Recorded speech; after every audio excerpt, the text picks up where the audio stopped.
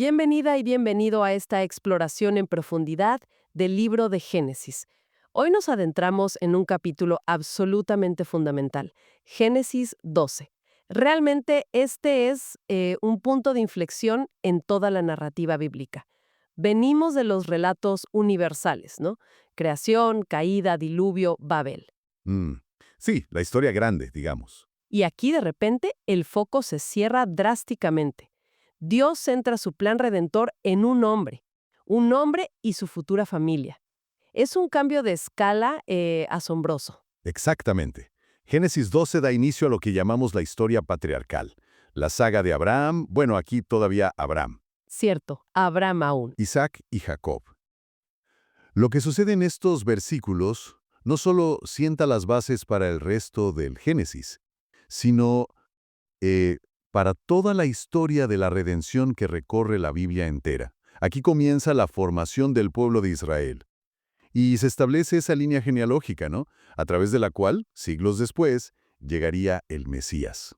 Hoy vamos a analizar juntos, este llamado de Abraham, las promesas increíbles que Dios le entrega Son impresionantes. y cómo responde él, que es una mezcla muy humana, ¿verdad? De fe y también de temor. Vamos a usar el texto bíblico, la Nueva Biblia de las Américas, como nuestra guía. ¿Sí? Exploraré qué significaba para Abraham dejarlo todo atrás. La naturaleza de ese pacto, ese acuerdo solemne, vinculante que Dios inicia con él. Y las implicaciones profundas de vivir por fe en un mundo, pues, desconocido y, como veremos, a veces bastante hostil. Es una historia cargada de lecciones, creo, para nuestra propia experiencia espiritual. Muy bien, pues entremos de lleno. Este capítulo es decisivo. El capítulo arranca sin preámbulos, una orden directa, radical, de Dios a Abraham. Leo el versículo 1. Y el Señor dijo a Abraham, vete de tu tierra, de entre tus parientes y de la casa de tu padre, a la tierra que yo te mostraré. ¿Qué comienzo? La exigencia es total. Uf, sí. Dejar atrás la seguridad, la identidad familiar, las raíces culturales, todo. Es una llamada que exige una fe y un desprendimiento absolutos. Pensemos que Abraham, aunque estaba en Harán en ese momento, Como vimos al final del 11. exacto, venía originalmente de Ur de los Caldeos, una civilización sofisticada, avanzada, pero inmersa en el paganismo. Dios lo llama a salir de todo ese contexto conocido, no hacia un destino claro, mapeado, sino hacia lo desconocido, a la tierra que yo te mostraré. ¿No hay mapa? No hay GPS divino, no. Solo la promesa de guía. Eso requiere una confianza total en quien lo llama. Absoluta. Y junto a esa orden tan demandante, viene una serie de promesas extraordinarias. Extraordinarias. Leo los versículos 2 y 3. Haré de ti una nación grande, y te bendeciré, y engrandeceré tu nombre, y serás bendición. Bendeciré a los que te bendigan, y al que te maldiga, maldeciré. En ti serán benditas todas las familias de la tierra. 7 promesas. Es fundamental detenernos aquí. Sí, son muchísimas. Pero lo impactante no es solo la cantidad, ¿sabes? Es el contraste. Pensemos, nación grande. Se lo promete a un hombre de 75 años. Que nos lo dice el versículo 4. Exacto. Y cuya esposa, Sarai, es estéril. Lo sabemos por otros capítulos, como el 16. Humanamente, esto ya es imposible. Una promesa contra toda lógica. Ahí está una primera lección, ¿no? El plan de Dios a menudo arranca donde parece no haber salida. Luego, te bendeciré.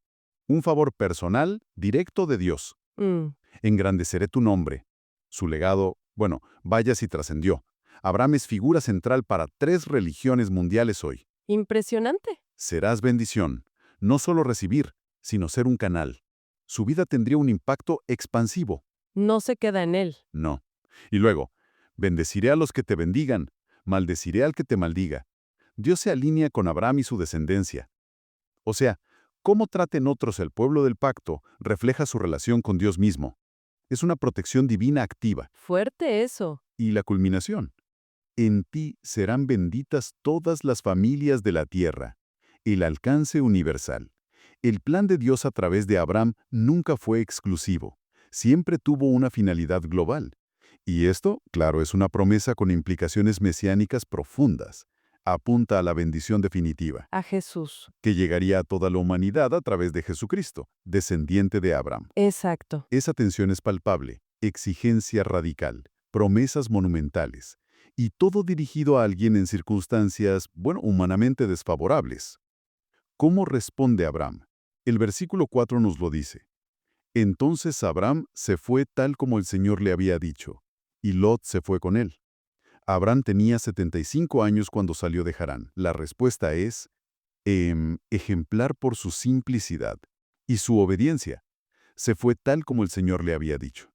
No hay registro de dudas, ni preguntas, ni negociaciones. Nada, A los 75 años. únicamente en la palabra de Dios. Es un acto de fe. Notable. Una confianza puesta en acción. Y el versículo 5 detalla quiénes y qué llevó. Abraham tomó a Sarai su mujer y a Lot su sobrino, y todas las posesiones que ellos habían acumulado y las personas que habían adquirido en Harán, y salieron para ir a la tierra de Canaán, y a la tierra de Canaán llegaron. No fue un viaje ligero, ¿eh? Llevó familia, bienes, gente. Un movimiento logístico importante. Sí, y la mención específica de Lot, el sobrino, es interesante, porque la orden era dejar parientes y casa paterna. Es verdad. Lot va con él. Y aunque las intenciones quizás fueran buenas, esta decisión, bueno, traerá complicaciones. Lo veremos en Génesis 13 con la separación, y más trágicamente en Sodoma, en Génesis 19. A veces, las conexiones que mantenemos, ¿no? Incluso las bien intencionadas, pueden complicar el camino que Dios nos traza. Interesante punto. Y llegan a su destino inicial, dentro de Canaán.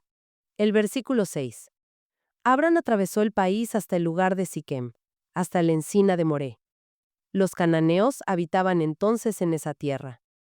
Llega al corazón de la tierra prometida. Pero la realidad inmediata es que no está vacía. Exacto.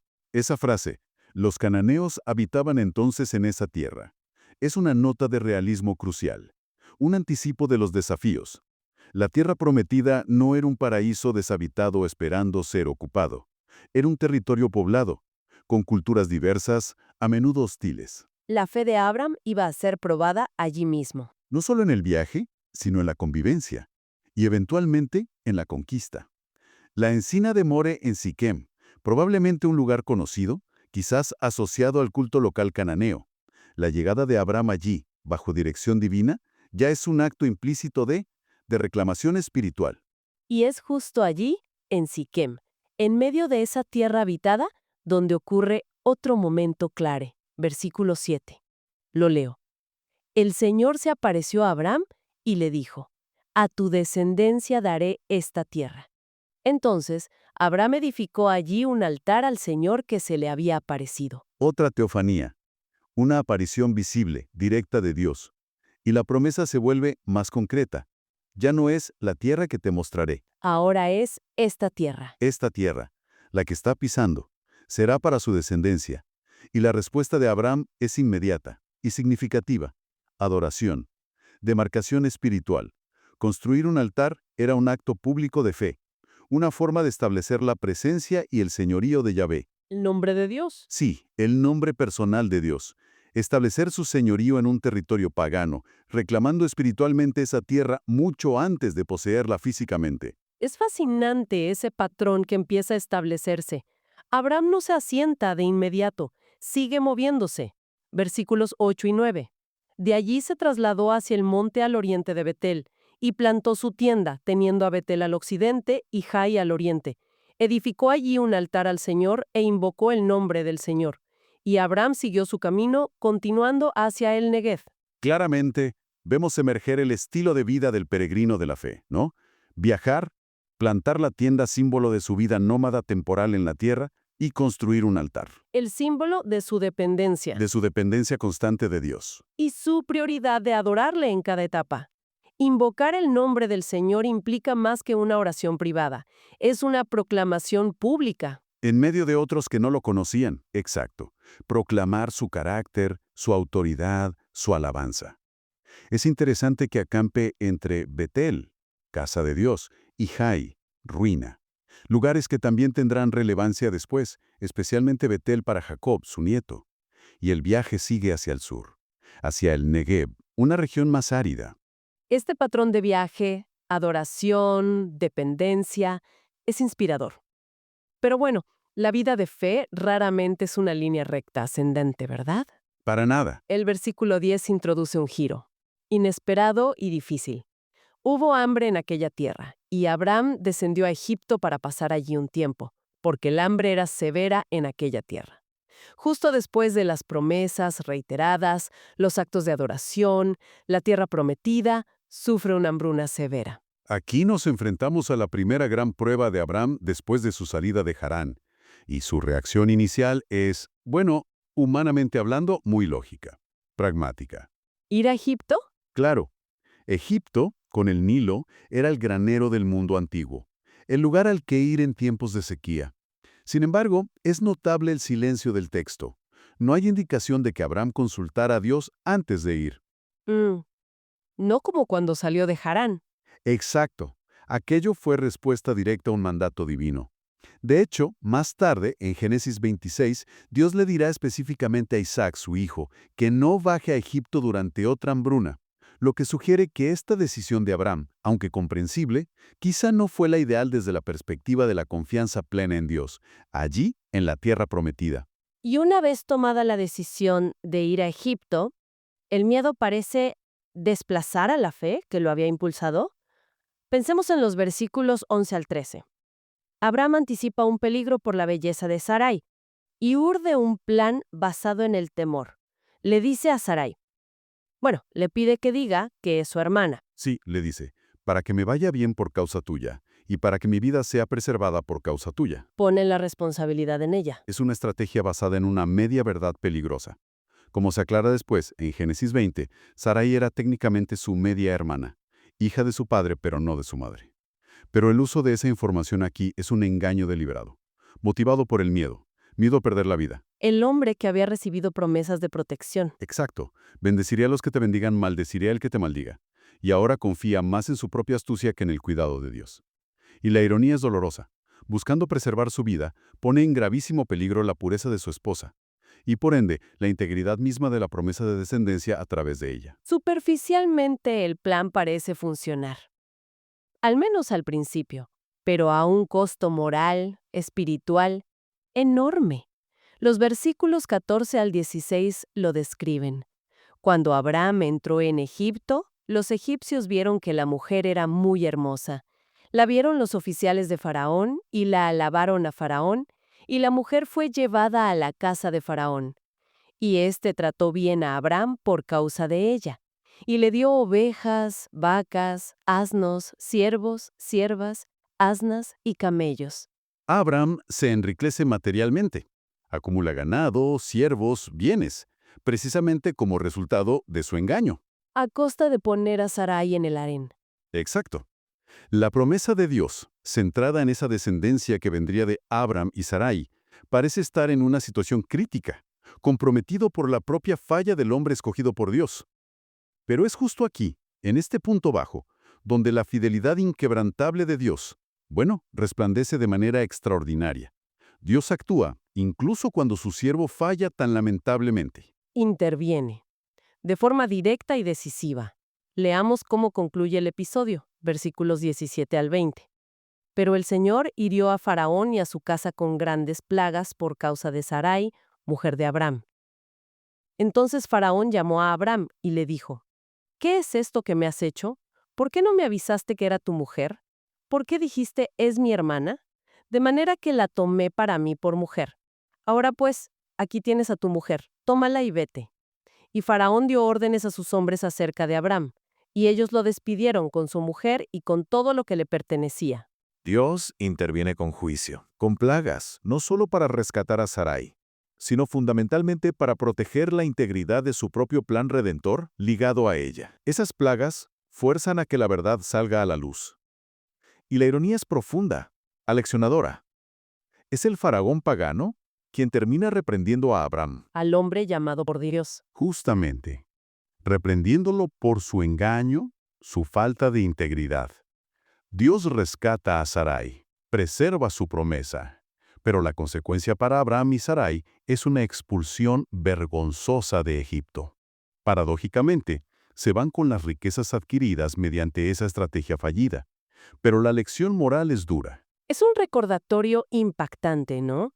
Incluso el hombre que llegaría a ser conocido como el padre de la fe, bueno, experimentó momentos de profunda debilidad, de miedo paralizante, de falta de confianza en las promesas de Dios. Pero la historia no se detiene en la falla humana. La fidelidad de Dios es la que finalmente sostiene el pacto y preserva la promesa. Sin duda, el capítulo 12 de Génesis es extraordinario en su densidad teológica y narrativa. Nos presenta el llamado soberano, incondicional de Dios, el establecimiento de un pacto, ese compromiso divino cuyas promesas van a dar forma a toda la historia de la salvación. Y nos muestra la respuesta humana en toda su complejidad, una mezcla de fe valiente, capaz de dejarlo todo, Ujú. y al mismo tiempo, una fragilidad temerosa que puede recurrir a sus propios medios en momentos de presión. Las lecciones que podemos extraer de aquí son, bueno, profundas y muy pertinentes hoy.